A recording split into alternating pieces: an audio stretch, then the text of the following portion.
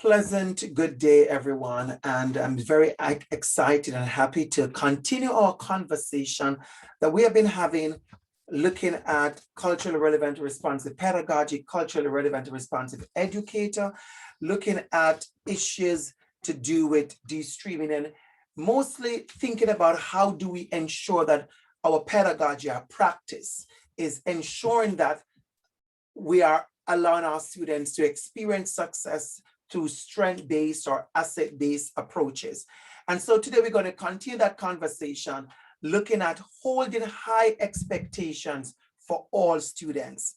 And this is coming back off the heels of our conversation of disrupting deficit thinking. So the last time we had a conversation, we talked about disrupting deficit thinking in our schools. And so when we disrupt deficit thinking, we go to that strength-based approach. And the most important thing for us to do is to ensure that we can hold high expectations for all our students. I want to share something with you. So when I do this conversation and I have a face-to-face chat with everyone, we normally begin with a certain activity, which I'm going to share with you. And I want you to think about this very activity by yourself as you are engaging in your own learning and unlearning. And so what we want to do is, I want to share with you a few ideas of when we think about deficit thinking, we think about this kind of work. I want to share with you a few things.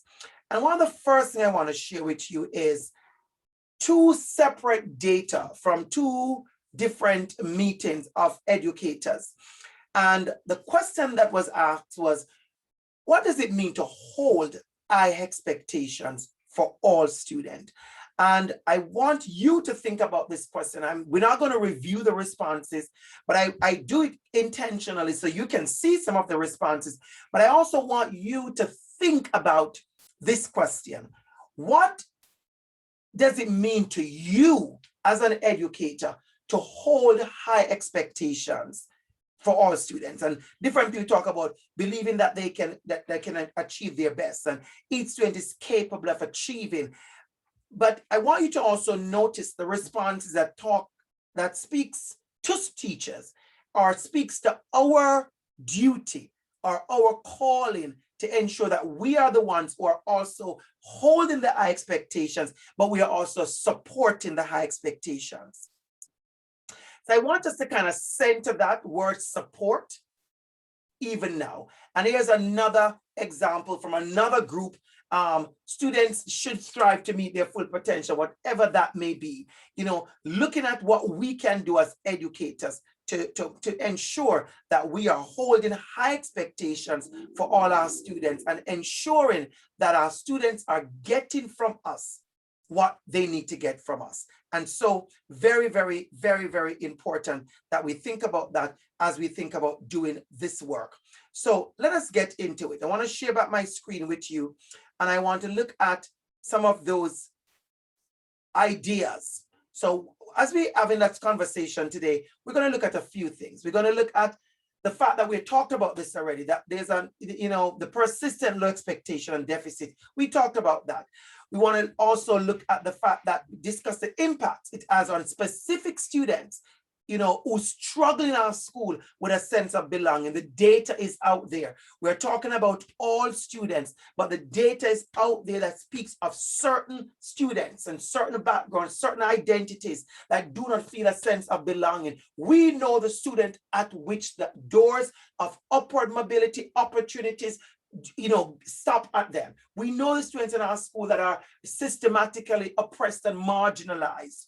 And so, we talk about BIPOC quite a bit, Black, Indigenous, people of color, but I also want you to realize that in that term or that acronym is being challenged and discussed and unpacked in many spaces. So I guarantee a year from now, a couple of months from now, we may be looking at how we use that terminology, BIPOC, because there are many various conversations about there, but I think the big concern is the POC, right? Who is excluded from that? And so for me, I always add OESD G to that. So I want you to think about that as well, which is other equity deserving group. The S was there because for a while I used to say other equity seeking group. And so I'm going to actually update this as we speak. I'm going to update this to other equity deserving groups. We have to also acknowledge the barriers. We have to acknowledge the barriers and examine the tools to ensure the tools we're using, the pedagogy and the practice. We spent a lot of time talking about culturally relevant and responsive pedagogy. We have to examine the tools we are using. Are we using those effective tools, right? What are the tools we are using? Have we revisited our pedagogy over the last couple of years? Since our classrooms are changing, have we been revisiting those pedagogies and the strategies that we are using? So at this time, I'm going to focus on this time on a video. I want us to take a good listen to this video. You will also share a link for the video so you can take your time to listen to the video another time as well. But I want to go into that right now as we think about holding high expectation. And we'll go back to something that a lot of us maybe discussed way back in college about the Pygmalion theory, right? Or the Pygmalion theory. And I want you to listen to those 4 factors that the presenter considered to be those amazing factors that allowed our students to achieve. So I want us to really think about that as we're thinking about the work we're doing. So let's take a listen to this video, and then we're going to come back and continue the conversation. Does it make a difference whether your teacher believes that you are a high performer or a low performer? That you are a late bloomer, that even though you haven't demonstrated your intellectual ability, you will blossom, or you're not a good student or you're a good student. Psychologist Robert Rosenthal and school principal Lenore Jacobson did a remarkable study some years ago in which they told school teachers, elementary school teachers, that on the basis of some psychological tests, some of their students, some of the children in their class were designated as late bloomers. Even though they hadn't shown any academic success, they are expected to bloom. The amazing thing is that in a very short time, the teachers began to treat those children differently than the other kids. Those kids began to think of themselves differently, and in the end, they actually performed significantly better than the other kids. They were transformed by the teacher's positive expectations. The opposite of Jane Elliott's study, in which teachers' negative expectations that the teacher infused led them to think of themselves as inferior. So let's see the Pygmalion effect in action in these classrooms set up by Rosenthal and Jacobson. Positive expectations can change a person's perception of a situation just as dramatically as negative expectations. Psychologists call this the Pygmalion effect, after the George Bernard Shaw play of the same name, in which even an uneducated ragamuffin can be transformed into a proper society lady. In an experiment conducted at an elementary school like this one, psychologist Robert Rosenthal and school principal Lenore Jacobson took the Pygmalion effect one step further. What we wanted to show was the extent to which teachers' expectations could actually affect pupils' intellectual performance, for example, their IQ scores. So what we did was we tested everybody in a school with a test that pretended to be a test that would predict academic blooming, so-called Harvard test of inflected acquisition. And allegedly on the basis of that test, but not really, we gave each of the teachers in the school the names of a handful of children in her classroom that would get smart in the academic year ahead. These kids' names were taken out of a hat. We chose them by means of a table of random numbers. The children themselves did not know in any direct way that teachers were holding certain expectations for them. Teachers were told not to tell the kids, and of course we didn't tell the children either. So the children never knew. 6 times something that's close to 32.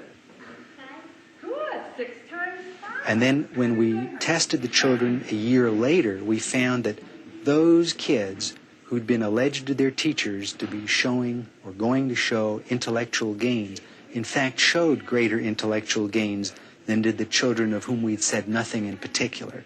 So the kids actually got smarter when they were expected to get smarter by their teachers. We've come to feel that there are really 4 factors that operate in the mediation or communication of these self-fulfilling prophecies, especially in the classroom, but not only in the classroom. So what are these 4 things that teachers tend to do differently to kids for whom they have more favorable expectations? The first factor is the climate factor. Teachers tend to create a warmer climate for those children for whom they have more favorable expectations. They're just nicer to them, both in terms of the things they say and also in the nonverbal channels of communication. The other very important factor is the so-called input factor. That one probably won't surprise anyone. Teachers teach more material to those kids for whom they have more favorable expectations. After all, if you think a kid is dumb and can't learn, you're not going to put yourself out to try to teach them very much.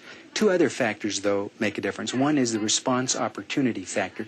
That is, kids get more of a chance to respond if the teachers expect more of them. They call on them more often. When they do call on them, they let them talk longer, and they help and shape with them the answers that the kids speak out, kind of working together to put the response out.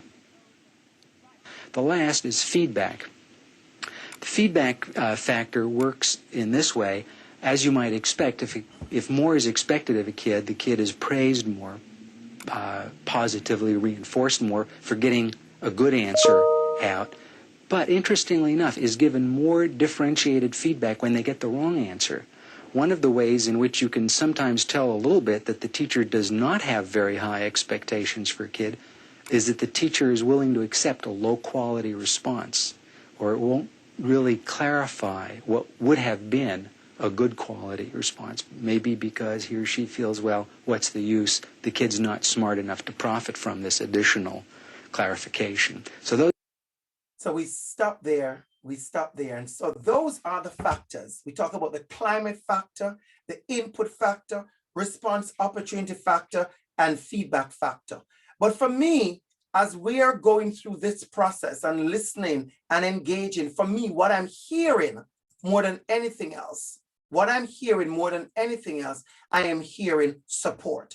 I am hearing the ways in which we have created a climate, ways in which we have put in the work, the ways in which we respond to our student, the ways in which we provide feedback and opportunities, the ways in which we are supporting those high expectations. And that is why I said to you, let us anchor the word support very early, because I want you to understand that any one of us, and I do believe that every single teacher, I do believe you hold high expectation for the students. You want them to do well. That's why you come to school. You want them to do well. But the desire and holding high expectation cannot be in direct opposition to your support and to the classroom climate. And I can tell you that has been the issue, is that yes, all teachers want their students to do well, but we are all not doing what is required so that they can do well. So let us think about the actions we can take. Let us think about some actions we can take.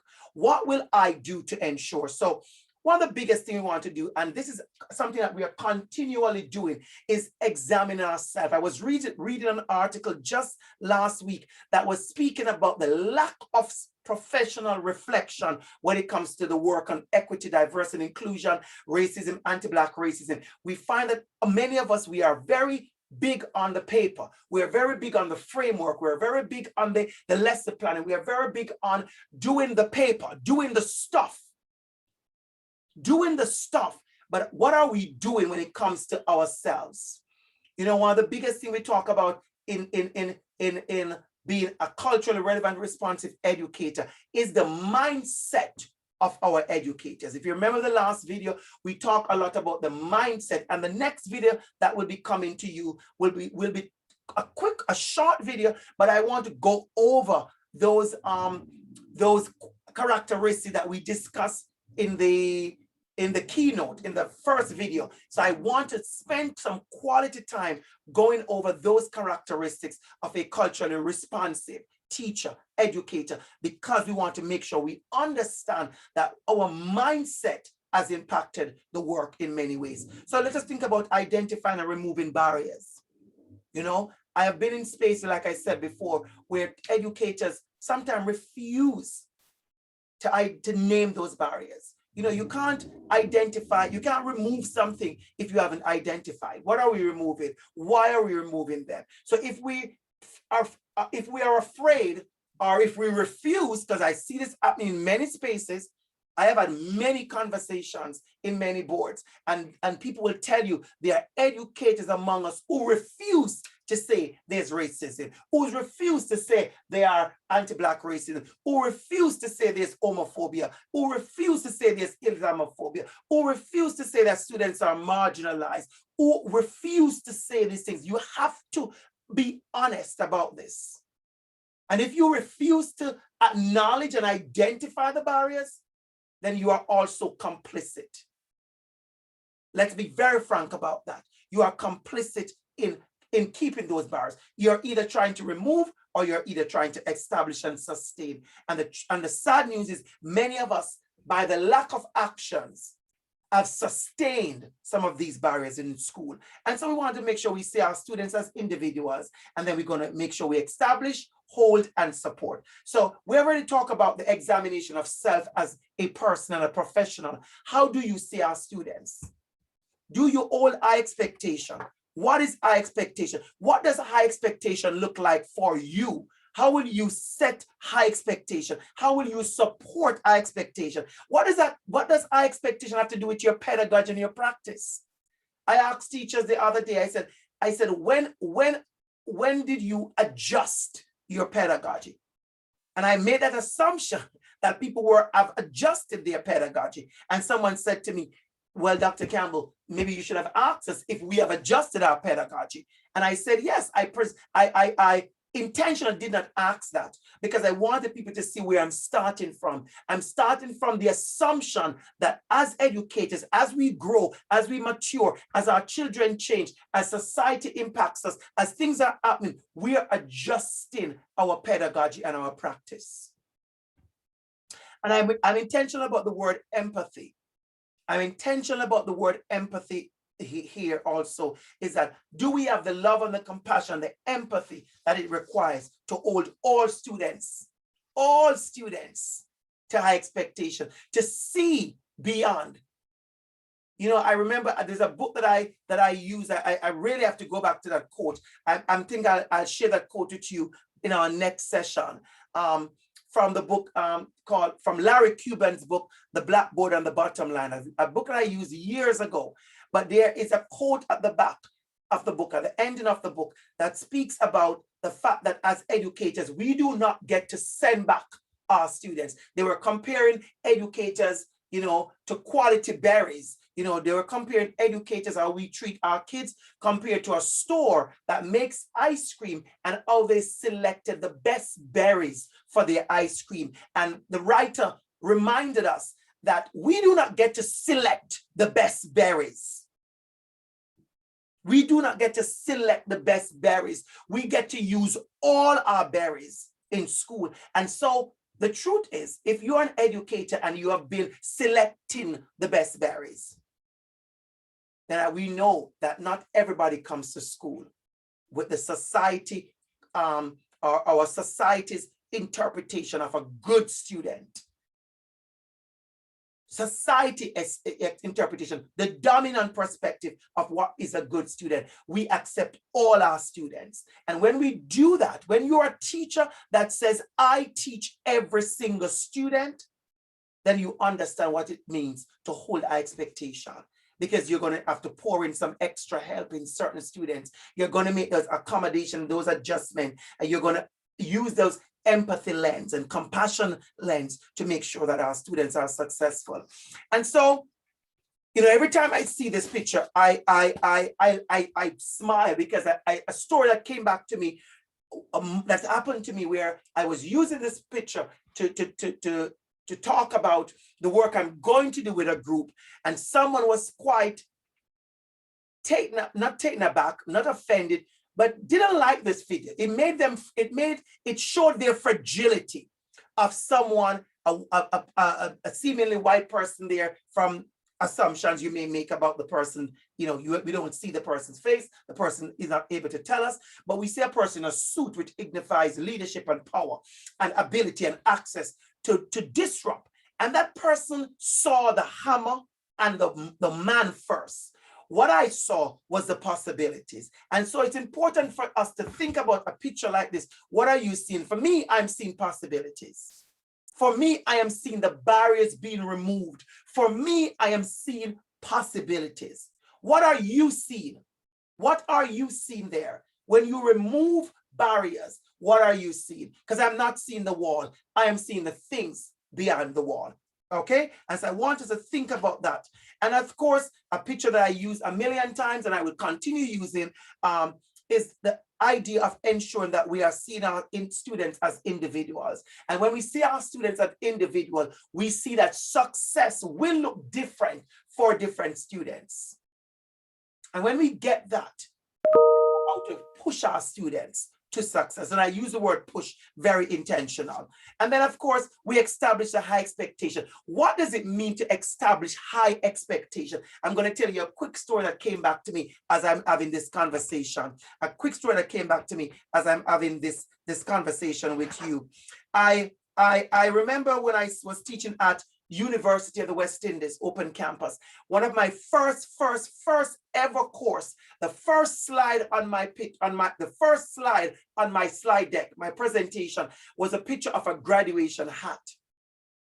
And I said to the students, the first they see me in their life, and I welcomed them into the class, and my first picture was that of a graduation hat. And I said to them that my job is to ensure you all complete this course and able to graduate. Many of them spoke to me about that afterwards. They said it was so unexpected, so refreshing. And they said, Dr. Campbell, we believed you. They said something about the intentionality. We believed you. For me, it wasn't a gimmick. I put the graduation up there because I knew that I'm going to put in the work to ensure our students would be successful. So I established my expectations then and there. Of course, I go into the rules and the ideas and how we're going to get to that. And I know that there are some students, let's be very honest, that will need more reminders than others. I've come to that conclusion. I've come to that understanding. I've come to accept that as an educator, that there are students who will need more. There are students who will need more motivation. There are students who they are going to need me to remind them more. There are students who are going to need me to believe in them more. There are students who are going to need me to cheer them on more. All of that is a part of the process. And so after holding the high expectation, establishing, then of course we have to hold students to high expectation. And so that comes again with the reminding, why are we here? What are we doing? You can do it. Students need to be motivated. They need a champion. Our students who are not doing well, our students who have low self-esteem, or our students who are marginalized, or our students who are struggling, they need a champion. They need you to tell them they can do it. And as educators, I'm going to be very frank with you. And as educators, we can't get tired of doing that. We can't get weary in our well-doing, so to speak. We cannot get weary in our well-doing, so to speak. We can't get tired of saying to our students, you can. We can't get tired of saying to our students, I believe in you. We can't get tired of saying to our students, this is how we need to get it done. Let's do it over. Let's try again. And when you do that, they know you're not doing it to judge them or to ostracize them or to embarrass them, but you're doing to make them better. And so then we support the high expectation. As educators, we put in the work. We have to put in the work. We have to put in the work. I want to make sure we understand that it's not magical. We have to put in the work that is required to hold, not just to hold our expectation, but to support the high expectation. We have to put in the work. Are you putting in the work? Are you putting in the work? Right? So let's ask ourselves that. And so I want to go back to our first video. I want to link this. I'm going to link it again in our next video because that is important. We are doing this conversation as a series. And so I want to link back the culturally relevant and responsive pedagogy and the holding of the high expectations. So we're going to focus on their strengths. You know, I remember when I had a first conversation with all of us, I want to kind of underline this. I remember I said to us that culturally relevant and responsive pedagogy is an empowering pedagogy. I stopped the slide because I want to speak to you, to say that to you. Culturally relevant and responsive pedagogy is an empowering pedagogy. Culturally relevant and responsive pedagogy is a liberating pedagogy. It's an emancipatory pedagogy. It's a pedagogy that says, I will make sure that you are successful. I will pull away those things that allow you not to be successful. So I want us to understand that the link that we are having here between culturally relevant and responsive pedagogy and holding high expectation. Let us focus on our students' experience and our cultural capital. They bring things to school. They don't come to us empty. What can we use? And I love this one, the language of hope and becoming. We have to speak over our students and we have to speak into the lives of our students. I know that sounds very old-fashioned for some people, because it's an old stuff that maybe long ago teacher usually say. I don't think we're saying it as much, but it is our job to speak into our students and speak over our students. And especially those of us who believe in faith. This is a Catholic district school board. You are one of those persons who are guided by faith. So I will go there with you. Think about how do you speak in the lives of people. Think about the word that you have. The power in the tongue. We hear about that, the power in the tongue. We hear about that power of our words. We hear about that life-giving words. And we talk about this at the beginning. Are we changing our pedagogies? Are we adapting our pedagogies? What are we doing when it comes to our pedagogies? Are we making those connections to our pedagogies? Are we acknowledging the needs of unique population? What are we doing? How are we doing this work? And so I close with a picture, a very intentional picture that I selected. A very intentional picture that I selected because I wanted us all to understand that education, life-giving practices, motivation, inspiration, it's all together. Sometimes somebody said to me, what if teachers teach all students with the love they have for their own kids? Imagine what will happen. And so I love this picture because what it does for me is show you, number one, that there's a circle around this young man and there people are laying their hands on him. Of course, if you come from a faith background, you'll think they are praying for him. And that may be so, but I'm using that same faith. I want to close on that same faith. Since I'm speaking to a group of people who think about and is intentional about their faith. Hopefully, that's who you are. How do you speak into our students? And so in closing, I want to encourage all of us to understand that there is a need for us to make sure we set those high expectations. We establish them. We check on them. We adjust our pedagogies to meet those expectations. And we support our students, community, and our families. It's not just our students, it's our families and our community as well. So we can all do well. So that is it for us for this video. The next video you'll be having, I'm going to go back, as I said to you before, to the first presentation. And I want to go back again to teacher mindset. And I want to take a little bit of time to establish those things we discussed when it comes to the culturally responsive educator. When we come to ourselves, we want to spend some time talking to us want to spend some time examining us and what we're going to do. Thank you so much for engaging in this conversation. Continue to do the amazing work that you are doing. Continue to sharpen your tools. Continue to adjust your tools. Show me a teacher who is not learning, and I show you someone who is not teaching well. And I say that unapologetically. I always say the best teacher is the best learner. So if you're coming to these videos thinking, well, I know it all, you already defeated the purpose of your own growth as an educator. Even someone who says, well, I'm 1 year to retirement. Imagine what you can learn in 1 year. Our students spend 1 year with you. Absolutely. Absolutely. Have a wonderful day.